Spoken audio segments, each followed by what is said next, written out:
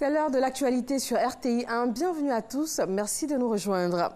La Côte d'Ivoire compte à ce jour 6 cas confirmés du nouveau coronavirus Covid-19. Le Conseil national de sécurité a arrêté des mesures importantes, notamment la fermeture des établissements préscolaires, primaires et secondaires. Nous vous proposons un tour dans différents établissements afin de s'assurer du strict respect de cette mesure. Jean-Marc Djedji. Commune de Cocody, il est 8 heures. Dans cette école maternelle, toboggans, balançoires colorés et autres aires de jeu sont vides. Les tout-petits et leurs enseignantes brillent par leur absence. L'animation aux premières heures de la matinée n'est pas non plus au rendez-vous dans cette école primaire. Au lycée moderne de la commune, même son de cloche. La cause, la fermeture des écoles prônée par le Conseil national de sécurité comme décision de prévention contre la maladie à coronavirus Covid-19. Au lycée Sainte-Marie, les cours sont suspendus. Comme d'autres pensionnaires de l'internat, Marie se prépare à regagner son domicile. Actuellement, j'attends mon papa qui doit venir me chercher parce qu'on nous a dit que l'école était fermée à cause du coronavirus.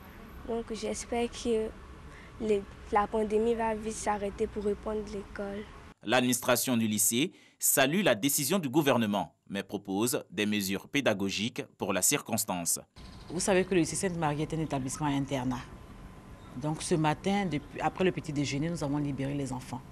Donc les parents sont venus chercher les enfants et on respecte la consigne qui nous dit 1 mois de fermeture. Pour les classes de 3e et de terminale, nous sommes en train de voir comment faire des cours en ligne pour ces enfants-là. Parce que1 mois, rester sans être connecté à leur cahier et à leurs livres, c'est un peu difficile. À Adjamé, au lycée Djedji Amondi, la disposition est salutaire pour le corps enseignant. Nous sommes dans un établissement de près de 4000 et quelques élèves. On ne sait pas d'où la maladie peut provenir. Moi, par exemple, en 6e, j'ai 80, 97, en 4e, 88 et en 5e, 105. Bon, on ne sait pas quel enfant qui peut être malade. Au lycée moderne de Trècheville, les salles de classe sont closes. Fermer les établissements scolaires en cette période d'urgence sanitaire a bel et bien été respecté partout dans le district d'Abidjan. Le gouvernement encourage les populations et les acteurs impliqués dans la lutte contre la pandémie Covid-19 à maintenir la dynamique, celle du respect des mesures de prévention. La surveillance épidémiologique est accentuée, les autorités sanitaires sont en alerte. Le ministre de la Santé et de l'Hygiène publique s'est rendu aux frontières terrestres avec le Burkina Faso et le Mali. Le docteur Eugène Akaouele est allé y prendre le pouls de la situation et s'assurer du bon contrôle sanitaire effectué par les agents de santé. C'est depuis le 11 mars dernier que la Côte d'Ivoire a enregistré son premier cas de la maladie à coronavirus Covid-19 après les dernières mesures prises par le gouvernement en vue de freiner la propagation du virus. Les marchés des denrées alimentaires et autres biens de consommation s'affolent. Les premiers signes d'un impact économique sont visibles. Faut-il craindre alors une pénurie de ces denrées? Comment se porte le marché financier à travers la bourse régionale des valeurs mobilières? Des réponses ce soir dans Ecoplus à 20 h. Réunis en congrès, les sénateurs et parlementaires ivoiriens ont adopté en commission le projet de loi de révision de la Constitution.